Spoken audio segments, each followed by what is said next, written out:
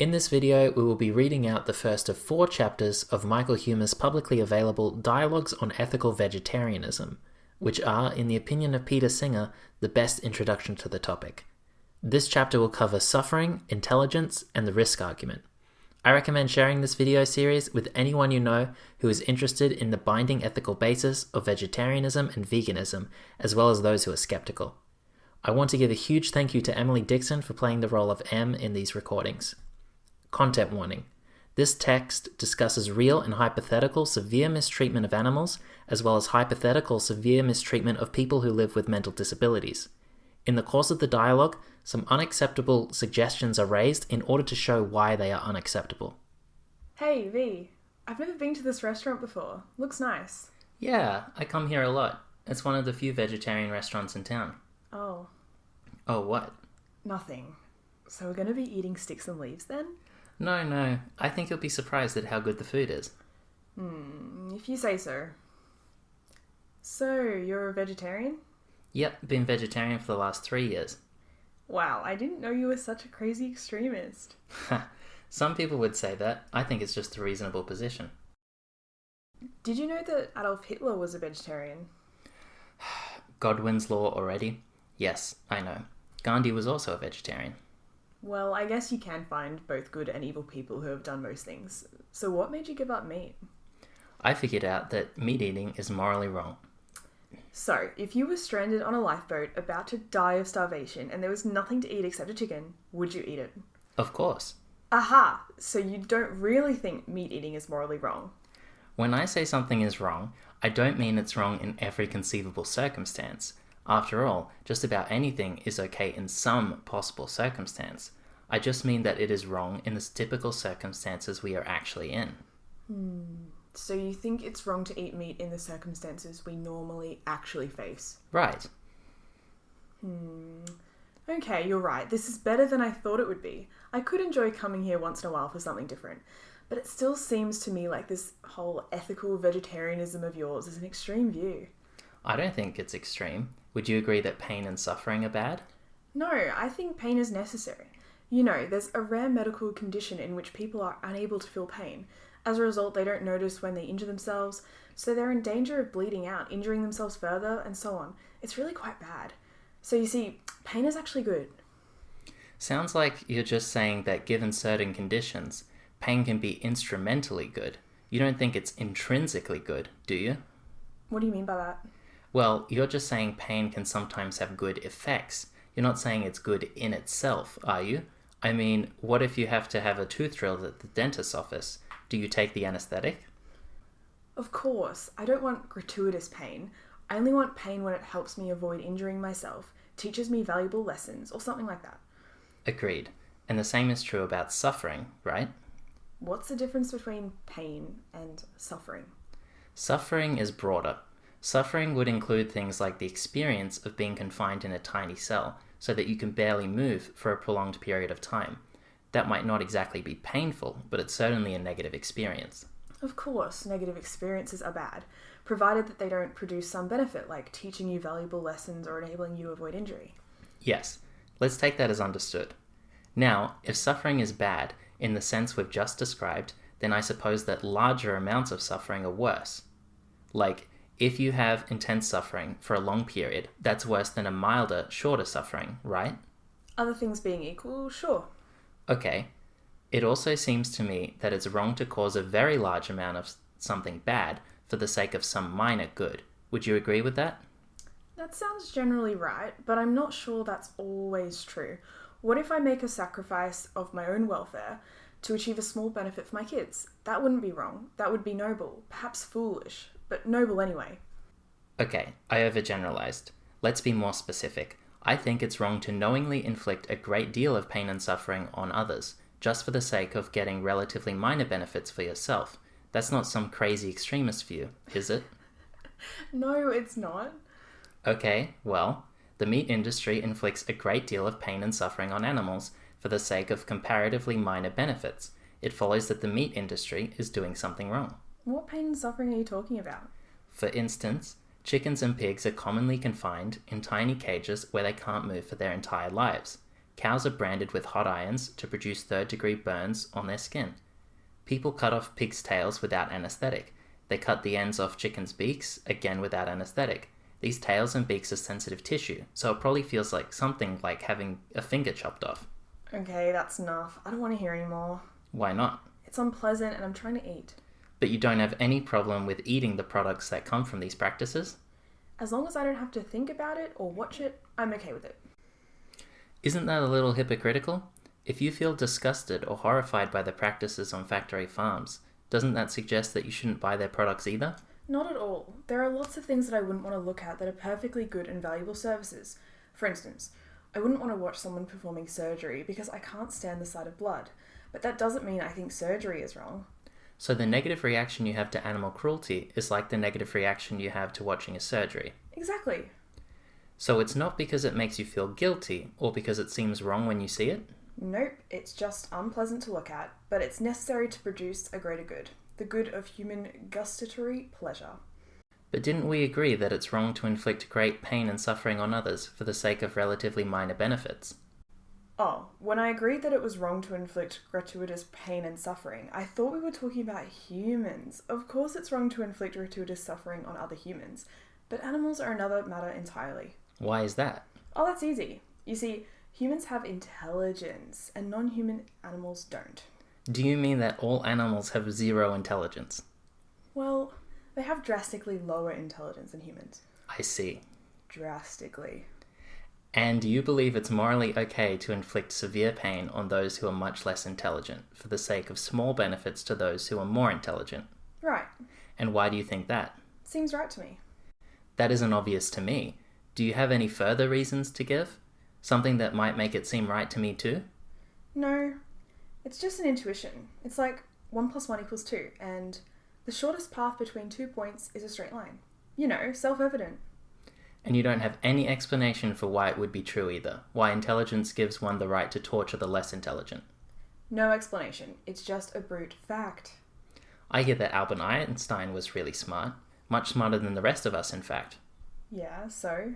So, I'm just wondering if that means he would have been justified in torturing us, if he could have gotten some minor benefit by doing so, because he was so much smarter than us. No, he wasn't sufficiently smarter than us. The gap between animals and the average human is much bigger than the gap between an average human and Einstein. Superintelligent aliens then. What? Say a race of superintelligent aliens lands on Earth. They're way smarter than any human. So, can they eat us, torture us for fun, and so on? That doesn't seem right. I'm going to say that there's a threshold level of intelligence that you have to have. If you're above the threshold, then no one gets to torture you. If you're below it, open season. And what is this threshold? What, you mean like the actual IQ number? Yeah. Geez, I don't know. Then how can you know that humans are above the threshold and animals are below? Well, I don't know the exact number, but I know that it's pretty high. I know it's higher than the level of an animal. You mean it's higher than the intelligence level of even the smartest animal in the world? Higher than that chimp that learned dozens of words of sign language, or the octopus in New Zealand that escaped from his aquarium recently, or the 3 dolphins that rescued a woman at sea in 1971? Oh, I'm not saying that. I'm just saying the threshold for having moral status is above the intelligence level of cows, chickens, or pigs, or any other animal that we commonly eat. I see. And how do we know that? Assuming there is such a threshold, how do you know that the threshold isn't lower? Again, intuition. Are you sure you're not just saying what's convenient for you and declaring that to be intuitive? Yep, I'm sure. You didn't think about that very long. Sorry, I'm being too cavalier. Let me think about it. Okay, I just introspected very carefully, and I assure you, I'm not at all being influenced by self-interest. By thinking about it purely intellectually, I just directly see that none of the animals whose flesh I like to eat have any moral status. This isn't obvious to me. I guess you're not as morally sensitive as the rest of us are. Don't feel bad. We won't force you to eat meat if you don't want to. Just to clarify, are you saying that because animals have low intelligence, their pain isn't bad? Or are you saying that even though their pain is bad, it's still okay to cause a lot of badness for the sake of a trivial benefit? I guess I'm saying the first thing. Their pain isn't bad at all. Well, it's much less bad than human pain. How much less? Like half as bad, maybe? Oh no, it's at least 1,000 times less bad. So the interests of smart humans matter 1,000 times more than the interests of stupid animals. Right. I see. Well, even if that's true, factory farming is still wrong. Why do you say that? Because the harm we're causing to animals is more than 1,000 times greater than the benefit we get. Whoa, how do you figure that? It's the sheer numbers. Humans slaughter about 74 billion animals per year worldwide. And that's just land animals. The number of marine animals are much larger. Whoa, 74 billion? Well, there are 7.5 billion people to feed. Yes, so the number of animals killed for food in 1 year is nearly 10 times the entire human population of the world. So the average person on Earth eats about 10 complete land animals per year. Actually, that number sounds low. It's higher in rich countries. For Americans, the number is 31. Okay, that sounds like a lot. But that's just the number of killings. You were complaining about all this pain and suffering. That doesn't tell us how much suffering occurs. Right, we don't have statistics on the quantity of suffering, since there's no established way of measuring suffering. But almost all of the 74 billion land animals were on factory farms, where the practices are, well, that stuff you didn't want me to talk about while you were eating. If you imagine the life of a factory farm animal, it seems worse than the life of almost any person, except maybe people who live in torture chambers. But this is only animal suffering. Animals aren't capable of the same level of suffering as humans. They can't be suffering as much as a human would be in those conditions. No? Why do you think that? Because of our intelligence. We're able to have more complex emotions like shame and humiliation, dread about the further future, and so on. An animal doesn't have an understanding of dignity. It just lives in the moment. But then, by the same token, human intelligence enables us to comfort ourselves in ways that animals could not. We can take comfort in religion, distract ourselves by imagining better times, and so on. For mistreated animals, their current suffering fills their entire horizon. Wait, are you saying that animals actually suffer more than humans from being physically mistreated? I don't know. There are reasons why they might suffer less, and reasons why they might suffer more. Overall, it seems fair to suppose that the suffering of physically abused animals is roughly comparable to that of physically abused people. And so the harm caused by the meat industry is comparable to physically abusing 74 billion people each year. Well, that's ridiculous. Obviously, human and animal interests aren't equally important. Are you sure of that? Some respected ethicists think they are. Well, my intuitions are better than theirs. They're probably just soft-hearted animal lovers who are biased because of their love for animals. They might say that you're biased because of your self-interest. Yeah, but we discussed that, remember? I introspected and I observed that I wasn't biased. So it's got to be the animal welfare people who are biased. I remember. So, as you were saying, animal interests are only 1/1000th as important as human interests. That's right. Okay, so it's really only 1/1000th as bad as torturing 74 billion people a year. So then the meat industry is only as bad as having 74 million people tortured per year. Wait, did I say 1,000? I meant 1,000,000. Human interests are 1,000,000 times more important than animal interests. Where did you get the 1 million figure from? Intuition. I just thought about it and it seemed obvious. Are you sure you're not just picking numbers for convenience? Like, just saying whatever is required to justify your current practices? Yep, wait. Okay, I thought about it. I didn't notice any bias on my part. Let me try a thought experiment on you. Two people have headaches, both equally severe. Assume there are no relevant effects of these headaches beyond the pain. You have one pain reliever that you can give to one of them. You can't split it. Sounds like I should flip a coin. Wait, there's more. One of the people scored higher on the SAT than the other. He's better at solving differential equations, and he has a bigger vocabulary. True or false? You'd better give the aspirin to the smarter person because his pain is worse because he's smart? I don't see the point of this thought experiment. I'm just trying to determine whether it's really intuitively obvious that one's intelligence affects how bad their pain is. Of course, in that case, it doesn't. Remember, there is a crucial threshold level of intelligence. If you're below the threshold, then your suffering doesn't matter, or only barely matters. When you cross the threshold, your suffering suddenly matters 1,000,000 times more, even for qualitatively indistinguishable suffering. But after you pass the threshold, no further increases in intelligence make any difference at all. Then everyone matters equally. All this sounds arbitrary. Why would all that be true? No explanation is needed. There are just fundamental facts about the moral landscape. And it happens that all humans are above the threshold, so all humans are equal. Yep. So let's say you saw a couple boys pour gasoline on a cat, then light the cat on fire, just for the fun of watching it writhe in agony. They laugh, showing that they got some enjoyment out of it. To you, this seems perfectly alright? No, sadistic pleasure is always bad. If animal suffering doesn't matter, then what's wrong with taking pleasure in it? Isn't it just like taking pleasure in any morally neutral thing, like watching the grass grow? No, animal suffering is just a tiny bit bad. That's enough to make it wrong to take pleasure in it. What if the boys had some other minor reason for doing it? Like they want to explore a cave and they need a torch to see by. Burning the cat is slightly more convenient than finding some non-sentient thing to burn. So then it'd be perfectly alright to burn the cat alive? That does seem kind of messed up. How are cats different from cows? Well, food is a more important purpose than having a torch for cave exploring. So the boys can burn the cat to later eat it, but not to light the cave? I don't know, it still seems messed up. Maybe I'm just biased in favour of cats because I used to have a cat. Maybe it's really okay to burn the cat. What about people living with mental disabilities? I once met a person whose disability was so severe that she couldn't communicate. Would it have been okay for me to torture her if it would have given me some minor benefit? No, that would have upset her family. So it's wrong to inflict great pain on an unintelligent being if doing so upsets some intelligent beings. That's right. Well, factory farming really upsets me. Why doesn't that make it wrong?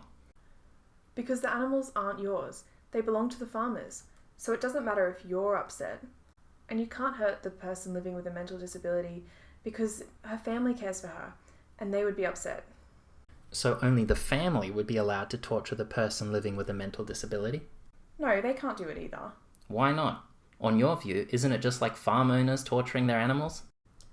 Yeah, but the person living with a mental disability is a human. The animals aren't. But we're trying to figure out what's so special about humans. You told me it was intelligence. So if we find a human who lacks intelligence, then it follows that that human isn't special, right? Well, they still belong to the same species as us. You see, when you want to figure out how bad someone's pain is, you don't look at their own intelligence level. You have to look at the typical intelligence level of the species that they belong to. If that level is above the threshold, then their pain is really bad. If it's below the threshold, then their pain barely matters. I don't see why the badness of my pain would depend on the intelligence of other people. Again, this is just a basic ethical axiom. So what if, in the future, a whole bunch of profoundly mentally disabled people were born? So many that it lowered the average intelligence of the human species to below this intelligence threshold that you keep talking about. Then, on your view, it would become okay to torture me because I would then belong to a species with a low average IQ? No. You see, there are actually two principles. One, that it's wrong to torture beings who have a high enough IQ.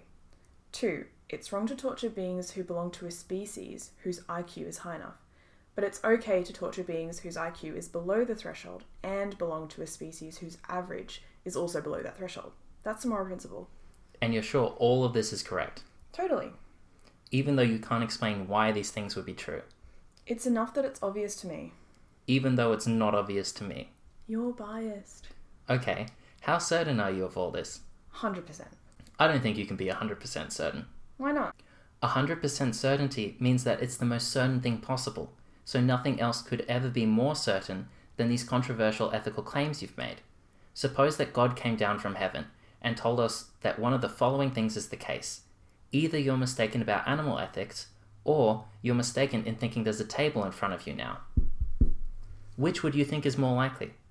Okay, I'm more sure of the table. So your ethical claims aren't completely certain. Fine. They're only 99% certain. So there's a 1% chance that the animal welfare advocates might be right. Yep, only 1%. Well, that's enough to make meat eating wrong. If there's a 1% chance that, say, Peter Singer's view of animal ethics are correct, then you're morally obligated to give up meat. How can that be? It's a matter of the ethics of risk. We can agree that it's wrong to perform an action that has an extremely bad effects on others, for the sake of minor benefits. Sure. But it needn't be certain that your action will have bad effects. An action could be wrong just because it might have very bad effects. But we accept risks all the time. I mean, when I drive my car, there's always a chance that I'll cause an accident and injure someone. But it's not wrong to drive the car. But it is wrong to drive drunk, right? Yeah. Because that creates too high of a risk. Yeah, I just don't think the risk that we're wronging animals is that high. Would you agree that the acceptable level of risk a person may undertake depends on how bad the outcome would be? What do you mean? Say I want to keep a nuclear bomb in my basement. Every day I keep that bomb there, let's say, there is a tiny chance that something will accidentally set off the bomb. This chance is much lower than the probability that I will kill someone in a traffic accident while driving my car. And yet, it's okay for me to drive the car, but it's not okay for me to keep the nuclear bomb in my basement. I agree. No one should have a personal nuclear bomb. And that's because the harm of a nuclear bomb accident is much greater than the harm of a traffic accident. If I have a car accident, I might kill someone, but if I accidentally set off the bomb, it'll destroy the entire city. So the acceptable risk level is much lower in the case of the nuke. Sounds reasonable. I would also add that you have good reasons for wanting to drive the car, like you need to get to work. But I don't think you have very good reasons for wanting to have the nuclear bomb. Agreed. So whether it's okay to do something that might produce a bad effect depends upon 1, how bad the effect would be, 2, how likely it is that the bad effect would occur, and 3, how strong of a reason you have for doing the thing. Sounds right. Now, if Peter Singer is right, then the meat industry is about as bad as a practice that tortured 74 billion people a year would be. If there were such a practice, it would be incredibly bad. Good thing that Peter Singer isn't right. But if there is a 1% chance that he's right, then the meat industry is about as wrong as a practice that has a 1% chance of torturing 74 billion people a year, which is about as wrong as a practice that definitely tortures 740 million people a year. That sounds crazy. 740 million? That's 1% times 74 billion. A thing with a 1% chance of doing the equivalent of harming 74 billion people in some way is 1% as bad as a thing that harms 74 billion people in that way, which means it is as bad as harming 740 million people. But it's 99% likely that such an action wouldn't harm anyone. Then it would be as bad as an action that harms 0 people. Sorry, let me rephrase. You have reason to avoid actions that, from your point of view, might cause something bad. The strength of this reason is proportional to 1, the probability that the action will cause something bad, and 2, the magnitude of the bad outcome that might occur.